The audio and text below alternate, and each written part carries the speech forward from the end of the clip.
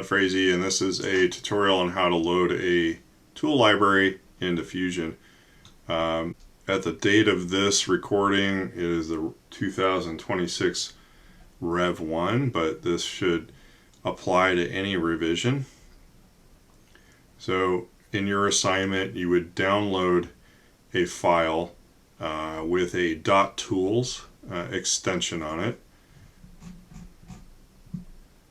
So in this case, I've got the Sierra VF1 Aluminum 2026 Rev1.tools. You're going to first download that onto your local system, and usually that defaults to going to your download folder, as I have shown here. And then you're going to go back to Fusion, and you need to enter manufacturing mode, and then you need to go to the tool library management icon.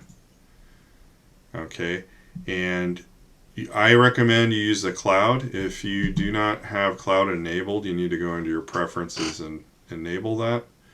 Highlight cloud, you're going to right click on that folder, and you're going to import libraries, and you navigate to where you downloaded your file. So in my case, it was the downloads folder.